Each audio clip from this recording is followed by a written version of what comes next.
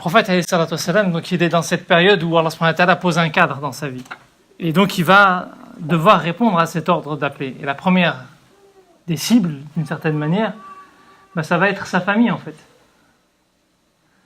Ça va être sa famille et il va, vous connaissez très certainement l'histoire pour avoir lu la vie du prophète, organiser un premier repas où il va réunir sa famille. Et puis lors de ce repas, son oncle va se lever et contester toute possibilité que le prophète puisse s'exprimer. Et donc finalement, ça va être un fiasco. Et ça nous montre, nous, que parfois on fait des tentatives, on essaye, et puis on a parfois des réactions qui peuvent nous heurter. On se dit, de toute façon, ça sert à rien, pourquoi je me prends la tête? Le prophète, il n'abandonne pas. Il a essayé, c'est tombé complètement à l'eau. Ça a été un échec total. Mais il n'abandonne pas, il est dans cette idée de recommencer, malgré le fait qu'il y a eu des comportements même blessants à son égard. Il réessaye, et quand il réessaye, il est toujours dans cette démarche, j'allais dire, saine. Et il va réunir sa famille. Et quand il réunit à nouveau sa famille, il appelle ses proches à suivre ce message. Je vous invite à lire les moments de la vie du prophète plus en détail. Mais il y a un moment en particulier, parce que tu me posais la question tout à l'heure sur Ali radhiyallahu anhu, et c'est un autre moment particulier, Ali radhiyallahu anhu, à ce moment-là. C'est-à-dire que dans toute sa famille, finalement, il y a beaucoup de gens qui auraient pu être un soutien, même des gens qui avaient une certaine proximité, une certaine intimité avec le prophète. Et là, celui qui va se lever et qui va prendre le soutien du prophète et qui va dire « Moi, je suis son bras droit et je le soutiens », ça va être Ali, qui est encore un enfant, subhanallah, et qui se lève devant ses adultes, devant ces personnes âgées, devant des gens d'un certain âge. Lui, il est encore très jeune à ce moment-là, et il va avoir le courage de dire « Moi, je suis avec lui ».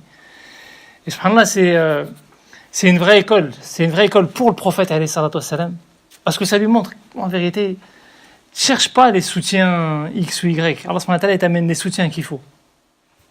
Et parfois, tu penses qu'il te faut un soutien de telle manière ou de telle manière ou de telle manière, et puis tu vois que ce soutien-là, il n'est pas peut-être propice à faire changer l'opinion de la famille. Mais il a été propice à faire en sorte que ce message, il arrive à sa destinée, en fait. Parce que Ali, il a été du début à la fin, quoi. Il a été avec le prophète, alayhi salatu wassalam. Et donc, il éduque le prophète, alayhi salatu wassalam, d'une certaine manière, avec encore un enfant qui va être son soutien et qui peut pas grand-chose pour lui, en réalité, socialement parlant, économiquement parlant, politiquement parlant. Mais qui peut énormément parce qu'il y a une vraie conviction. Il y a une vraie adhésion au message. Et Allah subhanahu wa ta'ala va vraiment insister sur cet enseignement-là parce que les premiers soutiens dans sa famille sont des gens qui vont pas vraiment pouvoir le soutenir. C'est Ali radhiyallahu anhu qui peut pas changer grand-chose. Et ça va être deux femmes importantes en fait dans la vie du prophète alayhi salatu wassalam, en plus de Khadija. Il y a sa tante Safiya, mais c'est pareil, c'est une femme. Les femmes, elles n'ont même pas le droit de s'exprimer dans ces moments-là, dans la cité de la Mecque. Et c'est sa tante Safiya qui va prendre la parole et qui va le soutenir et qui va être là pour l'aider, pour trouver des solutions, pour faire en sorte qu'il puisse accomplir sa mission. Et c'est la tante de Khadija, al-Fadl, du côté de la famille de Khadija, qui va aussi avoir ce rôle-là. Et finalement, Allah subhanahu wa ta'ala montre au prophète, trompe-toi pas. Les normes sociales, les normes en vigueur, fais attention, c'est un piège. Allah subhanahu wa ta'ala, il choisit qui il veut, comme il veut. Laisse-toi pas absorber par ce monde des apparences, par les normes que les gens définissent. On définit des normes du matin au soir, chaque jour qui passe, chaque année qui passe. On passe notre temps à décréter des normes, parfois bonnes. Ça ne veut pas dire que toutes les normes que les êtres humains décrètent, elles sont mauvaises. Mais parfois mauvaises. Allah subhanahu wa ta'ala rappelle au prophète, c'est lui qui normalise. C'est lui qui définit les normes. C'est lui qui définit les exceptions. Et il lui montre à travers cet enseignement-là important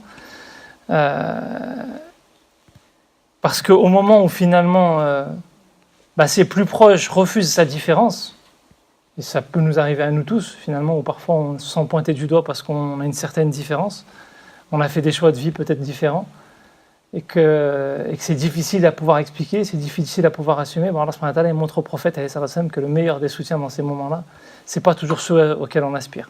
Parfois on espérait que telle ou telle personne soit là, que telle ou telle personne soit le soutien, que telle ou telle personne fasse. Et Allah subhanahu wa ta'ala amène d'autres. Pour nous montrer qu'en fait, en réalité, c'est lui qui maîtrise et qui va toujours donner une issue et une solution, en fait. Parce que ces personnes-là, qu'on le veuille ou non, elles ont suffi à soutenir le prophète, alayhi salatu wassalam. C'est ça qui est assez extraordinaire, parce que quand on relit l'histoire, parce que nous maintenant on la connaît l'histoire, quelqu'un qui vit la situation, il se dit, mais c'est gentil de ta part, presque à la limite, mais tu peux rien pour moi, toi. Et pourtant, Allah subhanahu wa ta'ala, il sait que si elles peuvent, parce qu'avec ce soutien-là, ces personnes-là, elles ont pu amener le prophète, alayhi salatu wassalam, à réaliser sa mission. Et c'est là que ça doit nous éduquer aussi, nous, par rapport à nos propres quotidiens, en fait.